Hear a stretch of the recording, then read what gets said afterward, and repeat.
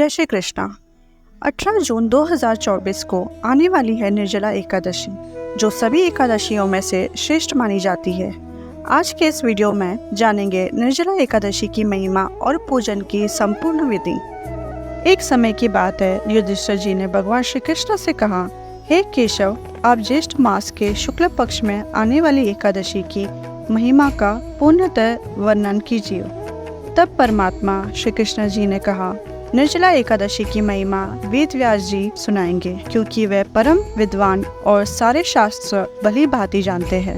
वेद व्यास जी ने भगवान को नमन करके कहने लगे कि हे युधिष्ठिर, सबसे पहले मनुष्य को इस बात का परम ध्यान रखना चाहिए कि कृष्ण पक्ष हो या शुक्ल पक्ष, मनुष्य को दोनों ही पक्षों की एकादशी में भोजन नहीं करना चाहिए और द्वादशी के दिन उठकर अपने नित्य कर्म से निवृत्त होकर भगवान कृष्ण का पूजन और ब्राह्मणों को भोजन खिलाकर उसके पश्चात भोजन करना चाहिए।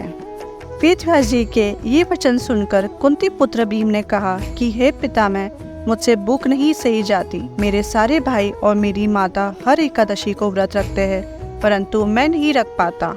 व्यास जी कहते हैं कि यदि तुमको स्वर्लोक प्राप्त करना है तो तुम्हें एकादशी के दिन भोजन को त्याग करना होगा। भीम ने कहा, पितामह, मेरे पेट हमेशा भूख की आग से जलता रहता है, जिस कारण से मैं व्रत नहीं कर पाता।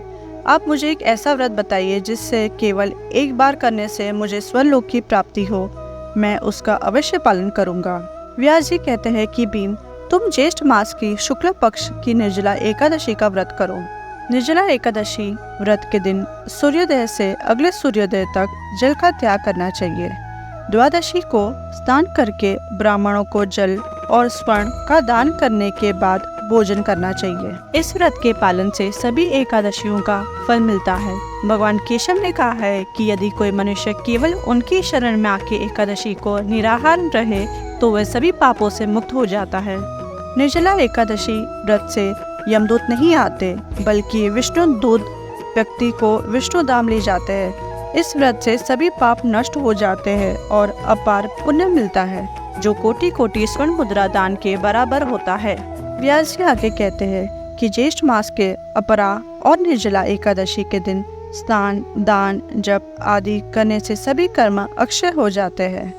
विधि पूर्वक उपवास करने से मनुष्य वैष्णव पद प्राप्त करता है।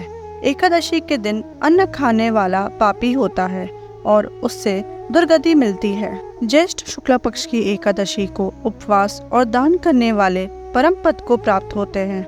एकादशी का व्रत करने से ब्राह्मण हत्या, शराब, चोरी और गुरुद्रोह जैसे पापों से भी मुक्ति मिलती है।